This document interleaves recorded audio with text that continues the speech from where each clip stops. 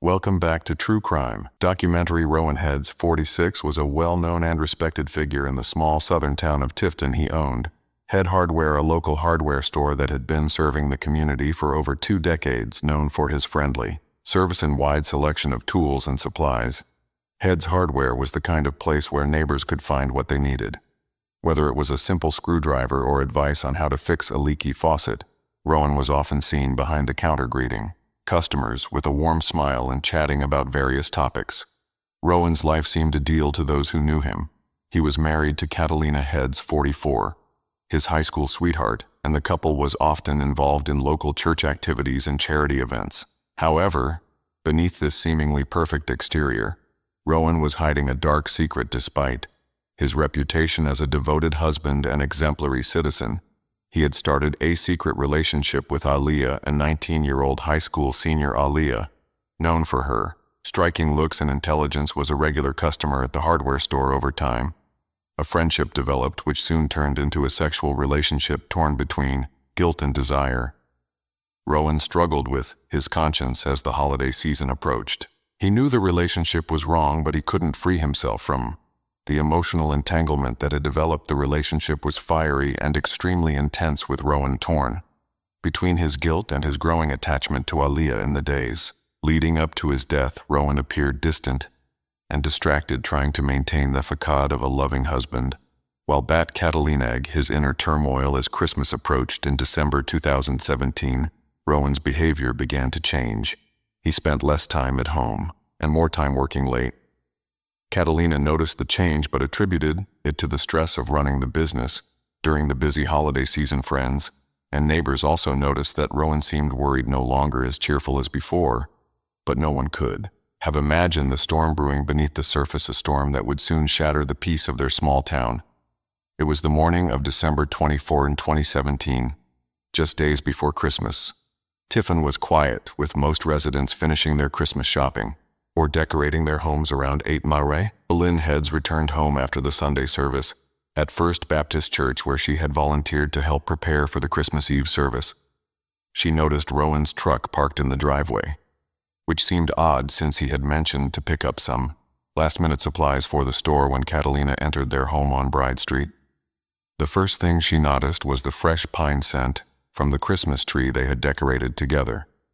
The tree was still lit with colorful lights, and beneath it were carefully wrapped gifts, some with her name on them, but something was wrong.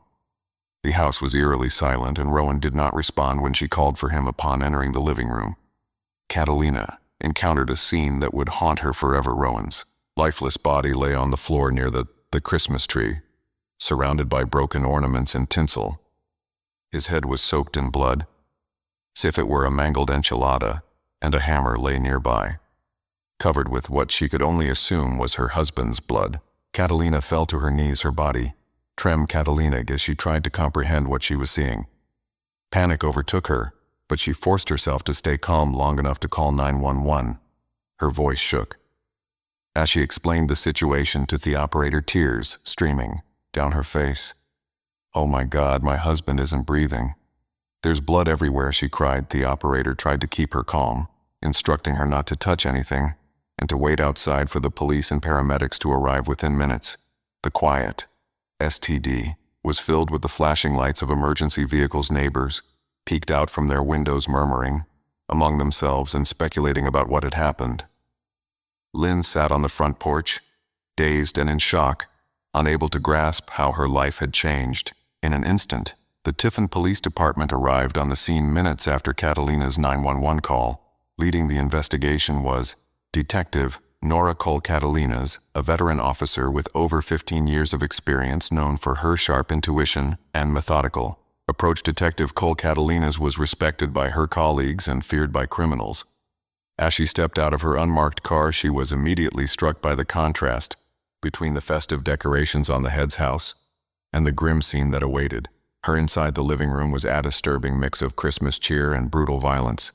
The Christmas lights flickered on the tree, reflecting off the broken ornaments scattered on the floor. Rowan's body lay near the base of the tree, his head crushed, apparently by multiple blows with a hammer. Blood had splattered onto the nearby ornaments, soaking the wrapping paper and ribbons. Detective Catalina observed the scene, her mind working quickly as she began piecing together what might have happened. The hammer lying next to Rowan's body was immediately collected as evidence. The crime scene was bloody but also oddly contained. There were no signs of a struggle beyond the immediate area around the tree. It was as if Rowan had been completely caught off guard. The forensic team arrived shortly after, led by Dr. Philip K. Wong, a meticulous and detail-oriented medical examiner known for his precise work. Dr. Wong began examining Rowan's body, noting the severe head trauma, which likely caused an instant death.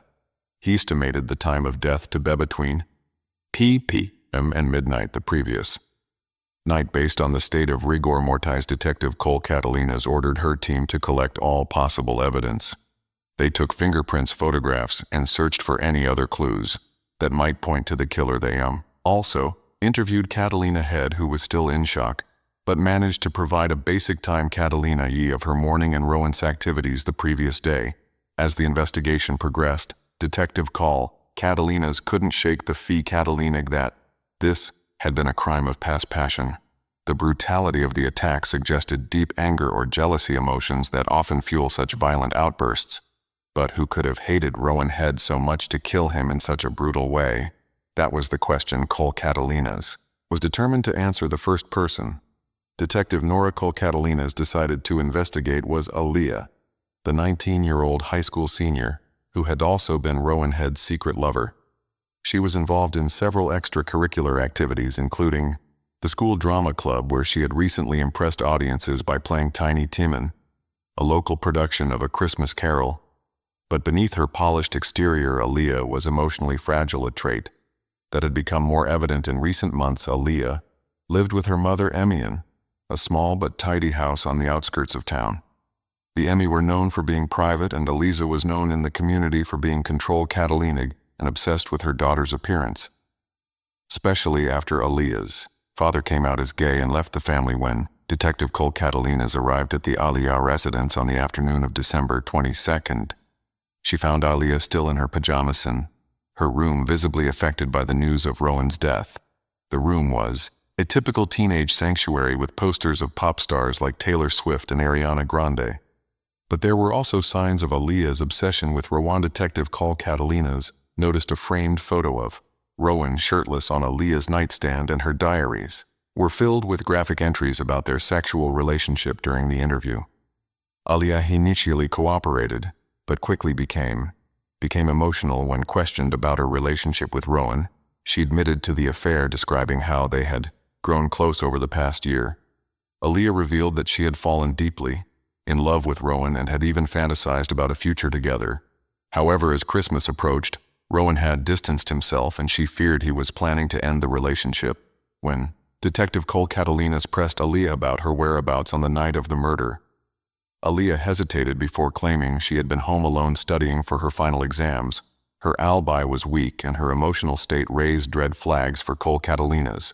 Aaliyah's tears and trembling Catalina hands indicated she was under immense stress, but it wasn't clear whether it was from guilt or grief. As the interview continued, Aaliyah's behavior shifted from grieving to defensive. She insisted she had nothing to do with Rowan's death and began speaking erratically, blaming a mysterious man she called Bob for influencing her actions.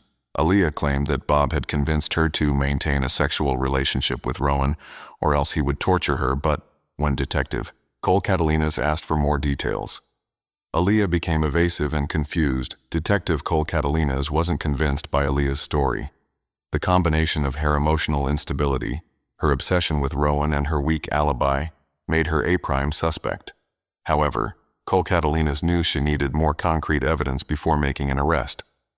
The investigation into Aaliyah was far from over, and Cole Catalinas was determined to uncover the truth behind Rowan Head's tragic death. The second person on Detective Nora Cole Catalinas' list was Catalina Head's Rowan's wife of 23 years. Catalina was a well-known figure in Tifton, recognized for her deep involvement in the community and church activities. She was a warm and friendly woman, always greeting neighbors with a smile and often hosting gatherings of their home. Despite the outward appearance of a happy marriage, Detective Cole Catalina knew that Catalina had harbored suspicions about Rowan's fidelity for quite some time.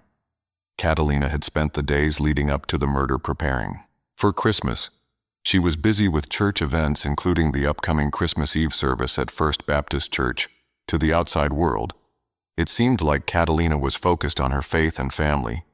But inside, she was worried by a growing sense of unease. She had noticed Rowan's increasing absences, which he often explained as work-related or part of his commitment to the church. However, Catalina couldn't shake the feeling that something was wrong. When Detective Cole Catalinas interviewed Catalina on December 22nd, Catalina was still in shock from discovering her husband's body that morning sitting at the kitchen table. Catalina recounted her marriage to Rowan, describing him as a loving husband, but also admitting that they had grown distant and that their relationship had lost its intimacy in recent years, especially after their son Rifle went off to college. She confessed that she'd suspected Rowan was having an affair after he repeatedly rejected her request for intimacy, but she had no proof. Catalina's eyes filled with tears as she spoke about the strain this had put in their relationship, particularly in the last few months. Detective Cole Catalinas asked Catalina about her whereabouts on the night of the murder. Catalina claimed that she had been at home preparing for the next day's church service. She had gone to bed early, assuming Rowan would join her later. But when she woke up in the middle of the night and realized he wasn't there, she thought he had fallen asleep in the living room. It wasn't until the next morning that she discovered the horrifying truth. Catalina's account of the night was straightforward, but Detective Cole Catalinas couldn't ignore the possibility that Lynn's suspicions about Rowan's infidelity might have driven her to commit murder. The brutality of the crime suggested a deeply personal motive, and as Rowan's wife, Catalina had both the opportunity and a potential reason to kill him. However, Catalina's grief seemed genuine and her cooperation with the investigation was unwavering. She answered all of Catalina's questions without hesitation, and even provided access to Rowan's personal belongings including his phone and computer. Still, Cole Catalinas knew that emotions could be powerful motivators, and she wasn't ready to rule Catalina out as a suspect just yet. The investigation continued, with Cole Catalinas keeping a close eye on every detail of Catalina's story. The third name on Detective Nora Cole Catalinas' list was Aaliyah, mother. A woman with a strong and controlled Catalina personality, Aaliyah was known in Tiffin as a perfectionist, always concerned with appearances and maintaining a strictly orderly home, especially after her husband left her when he came out as gay. She was active in the community, often organizing events at the local church, but her primary concern was her daughter, Aaliyah. The relationship between Aaliyah and Aaliyah had always been tense. Aaliyah, young, beautiful, and full of sexual potential, had been the object of Tommy's obsessive fear. Aaliyah's control over Aaliyah extended to every aspect of her life, from the clothes she wore to her social interactions. It was well known among neighbors that Aaliyah had very high expectations for her daughter, and was often harsh when those expectations were not met. There were even rumors that Aaliyah disciplined Catalina de Aaliyah severely, with one particularly disturbing story claiming that Aaliyah would spank Aaliyah whenever she thought her daughter was attracting too much attention from the men in the community. Detective Cole Catalinas approached Aaliyah on December 23rd, the day after Rowan Head's body was found. Tammy was at home, seemingly unperturbed by the previous day's events. She welcomed Cole Catalinas into her immaculate living room, decorated with traditional Christmas, or including a perfectly adorned tree and a nativity scene. Aaliyah was calm and composed as she spoke, but there was an underlying tension in her demeanor. Cole Catalinas began the interview by asking Tammy about her relationship with Rowan. Tammy was quick to praise Rowan, describing him in a distant manner as a good man and a pillar of the community. However, when the conversation shifted to Aaliyah's tone became more cautious. She admitted that she had been upset with Aaliyah's recent behavior, noting that her daughter had started wearing makeup and a bra in the weeks leading up to the murder. When Cole Catalinas pressed Aaliyah on whether she knew about Aaliyah's sexual relationship with Rowan, something she'd been trying to avoid, Tam's composure faltered slightly. She denied knowing about the relationship, but admitted that she had noticed Aaliyah had begun dressing like a prostitute. In her words, Aaliyah claimed that she had tried to talk to Aaliyah about it, but her daughter had ignored her, insisting that everything was fine. Cole Catalinas couldn't ignore the possibility that Eliza's jealousy and need for control might have driven her to commit the murder. Eliza's intense need to control her daughter, combined with the potential scandal of Alia's sexual relationship with a much older man, could have been her worst nightmare.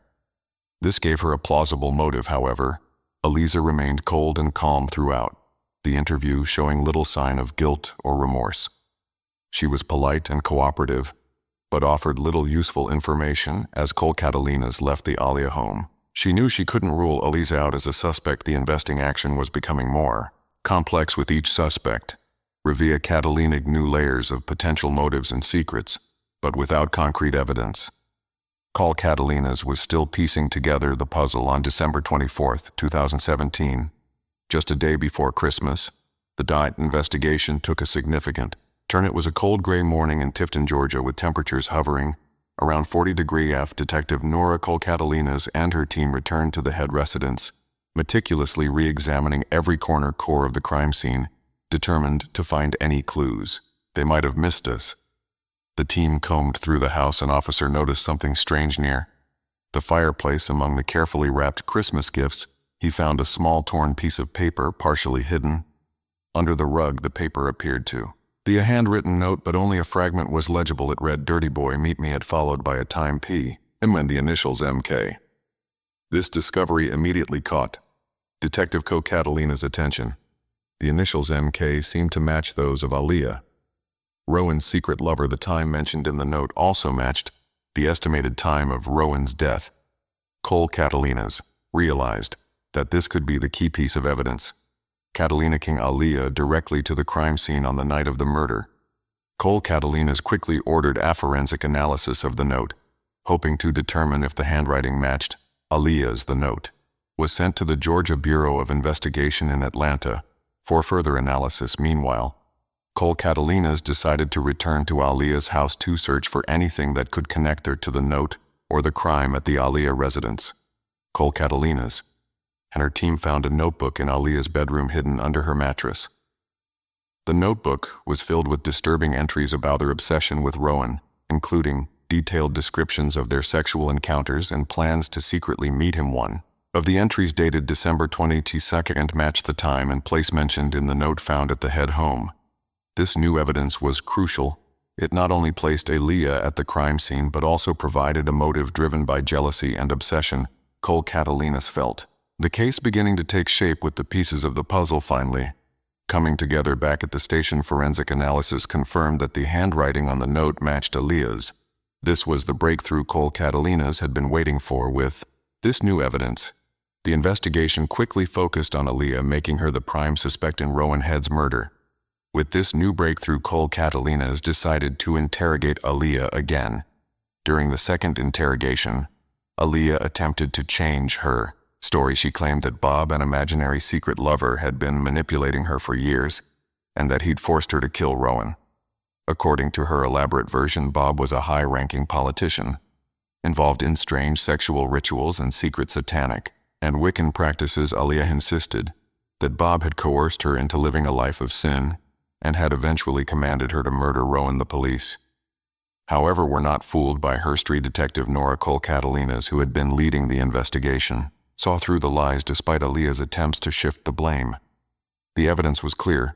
The handwriting on the note found of the crime scene matched Alia's, and her obsessive diary entries painted the picture of a young woman consumed by jealousy and rage when confronted with the evidence. Alia once again tried to alter her version of events. This time, she claimed that Bob was not a real person, but a voice in her head, and that she was suffering from a mental illness. She said she was not in control of her actions on the night of the murder, but the police didn't believe her. They were convinced that Alia was lying to cover up her crime. On December 26, 2017, Alia was officially arrested for the murder of Rowan Head. She was taken into custody without incident. Eerily calm as she was handcuffed and hauled away, the small town of Tifton was left in shock. Struck Catalina to understand how a young woman with such a promising future could commit such a heinous act. Rowan's family, devastated by the loss, found some comfort in knowing that the person responsible for his death was finally behind bars. However, the pain of his absence, especially during the holiday season, was something they would carry with them forever. Aaliyah Kell's trial began. In early February 2019, the small town of Tiffin, Georgia was captivated by the case, with many locals following every detail closely. The courtroom was packed as both the prosecution and the defense presented their cases. The prosecution, led by District Attorney Robert Whitman, an experienced attorney known for his direct approach, argued that Aaliyah's crime had been premeditated. Whitman, 46, described how Aaliyah's obsession with Rowan Head had reached a dangerous level, driving her to commit a brutal murder. When he tried to end their relationship, he emphasized the cold and calculated nature of the crime, pointing to the evidence that suggested Aaliyah had brought the hammer with the intention of using it. On the other hand, defense attorney Karen Blackwell, 44, known for her sharp but compassionate legal mind, argued that Aaliyah had been mentally unstable at the time of the murder. Blackwell claimed that Aaliyah had suffered a psychotic breakdown driven by the fear of losing Rowan and the intense pressure of their secret relationships. He urged the jury to consider Aaliyah's difficult family life and the influence it had on her mental state. Blackwell painted a picture of a vulnerable young woman manipulated by an older man who ultimately crumbled under the pressure. Throughout the trial, Rowan's family sat in the front row, their faces marked by grief. They listened in silence as the details of Rowan's double life were exposed to the world.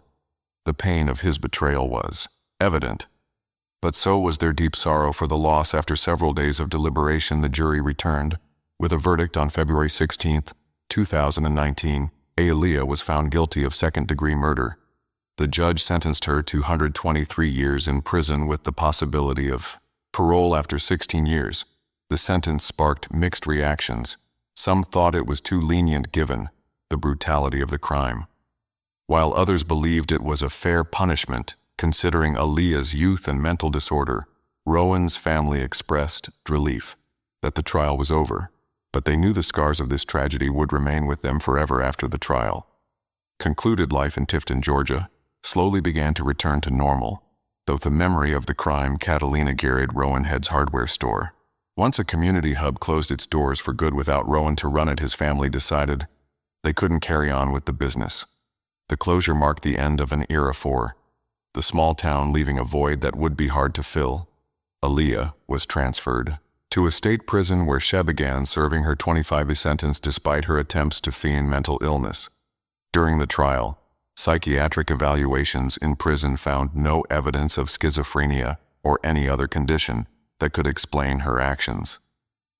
Aaliyah spent her days in relative isolation with few visitors. Her once promising future was now a distant memory, replaced by the harsh reality of a life behind bars. Catalina Head, Rowan's widow, struggled to cope with the revelations about her husband's double life. Knowing that Rowan had been unfaithful with a 19-year-old was a heavy burden to bear. Despite the support of her church community, Catalina withdrew from public life, choosing to grieve in private. She eventually sold the family home and moved to a nearby town, hoping to start anew, far from the memories that haunted her. Aaliyah's mother faced her own challenges. After the trial, the scandal had brought shame to her family. Thanks for watching True Crime Cases.